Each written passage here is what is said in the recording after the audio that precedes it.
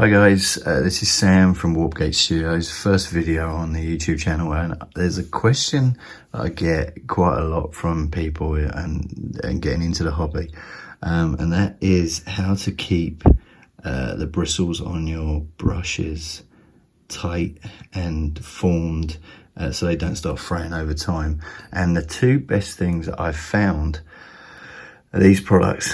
This is called a Biltong 502 Magic Potion for brushes. This is really good. This smells like some sort of pine sol material, pine oil basically for your brush, which is really good. And then one thing that I rely on all the time is this Masters brush cleaner and preserver. Super good, gets a lot of crap out of your brush as well. And I wanted to kind of take two brushes that I've got here, and I'm just going to show you. These need a bit of a clean. You can tell right down by the ferrule there, which is this metal part here. Down by the ferrule, there's a little bit of paint buildup just here and just here on these brushes. These brushes are about 2.5 years old of mine. They are from a manufacturer called Rosemary & Co. From the UK, and they are absolutely superb brushes. They just last and last.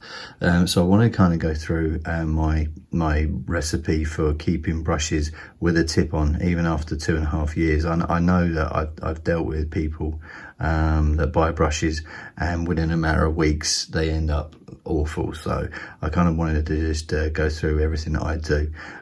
So as far as the first stage, I literally get a brush and I get my brush cleaner, the Masters brush cleaner, and this stuff likes to be wet. So I'm just going to kind of just get a little bit of this in here, get a bit of the soap on there. This stuff is like the bar of soap from your bath, so it needs a little bit of water in there to get it working.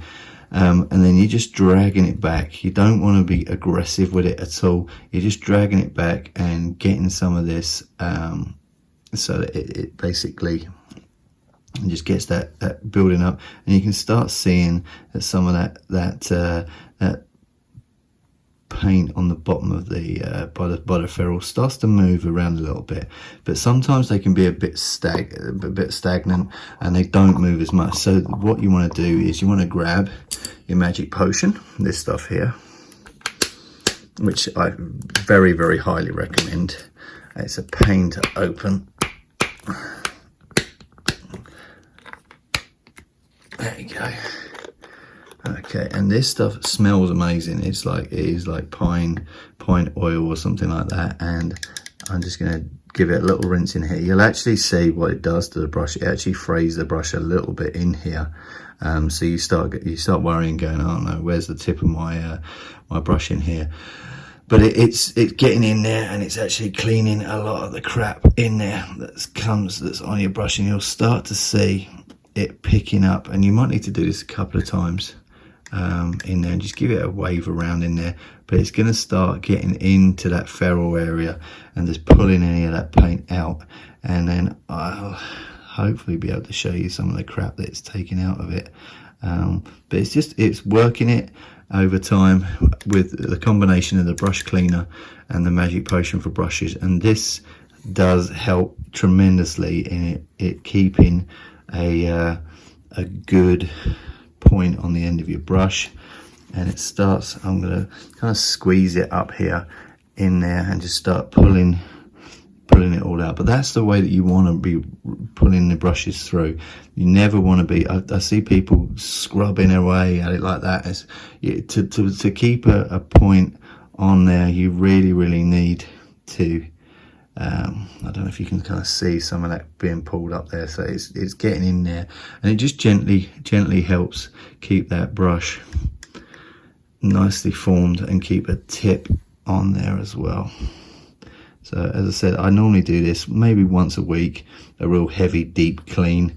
Keeping your paintbrush water clean as well is a must.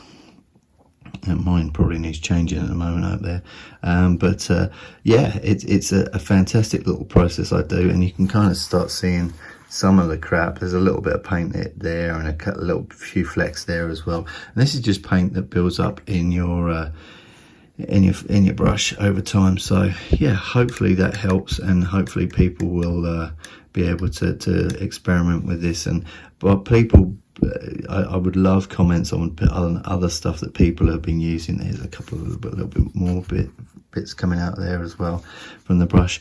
But again, you work it, you keep it, and keeping it pulled back and twizzling it through to get in there, and it works. It really does work, and it pulls a lot of that and keeps your brush nice and clean, and it keeps a lot of that paint away from the ferrule, because when the paint actually goes in to the metal bit there, that's when the brush actually starts to expand, and then you'll start losing your points. So yeah, please feel free to leave comments on the video.